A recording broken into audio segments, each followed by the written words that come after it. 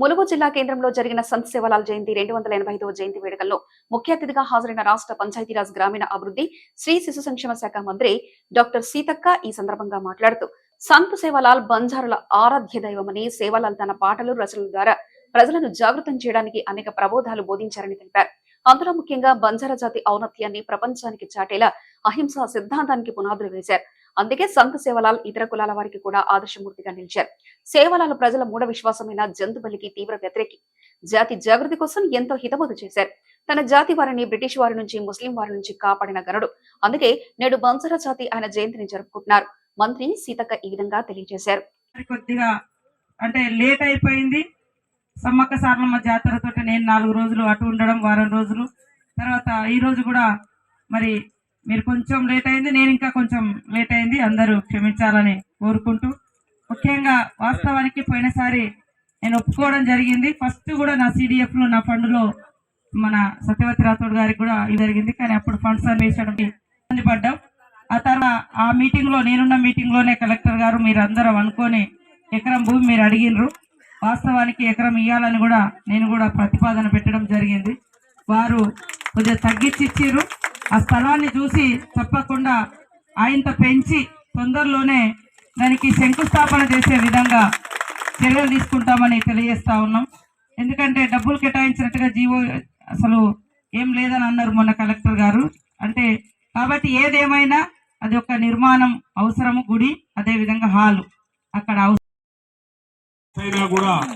ఏదైనా కూడా తీసుకొని రావడానికి ముందుకెళ్ళి ముఖ్యమంత్రి గారికి కూడా కానీ వారు కూడా దగ్గర, నేను కూడా దగ్గరే, కానీ నాకన్నా ఎక్కువ కృషి చేస్తూ మేమిద్దరం కూడా దగ్గరనే ఉన్నాం.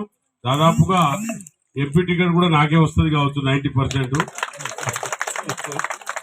అయితే దాంట్లో కూడా సీతక్క గారి ఆశీస్సులు ఉన్నాయి. తప్పకుండా సీతక్క పోయినసారి కూడా నాకే రికమెండ్ చేసింది, ఈసారి కూడా నాకే రికమెండ్ చేసింది. అది 100%, 1000% నాకే. ఎవరెవరో పేర్లు వచ్చినప్పుడు ముఖ్యమంత్రి గారు అడిగినప్పుడు నా పేరునే చెప్పడం జరిగిందని నాకు కూడా తెలుసు. నాకు 100%గా నా పేరే చెప్తుంది. ఇంకా ముందు కూడా ఏదైనా ఇష్యూ వస్తే కూడా నాకు మా బలరామన్న మంచోడని అంటే తప్ప వేరే విషయం ఆమెకు రాదు. కాబట్టి అంటే మా ఒకటే ఊరనే కాదు, పక్క ఊరనే కాదు, ముఖ్యంగా నాకు చిన్నప్పటి నుంచి కానీ వారికి కానీ నేను చూసిన కాబట్టి ఒకటే పార్టీలో ఉన్నాం కాబట్టి ఇద్దరం కలిసిమెలిసే ఉన్నాం.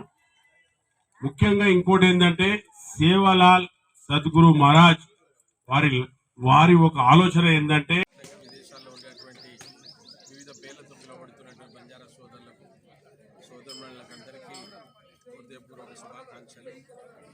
అయితే బంజారా చరిత్ర పుట్టని కంటే ముందు బంజారా సంస్కృతి సంప్రదాయాలు పుట్టినాయని చరిత్ర చెప్తా ఉంది.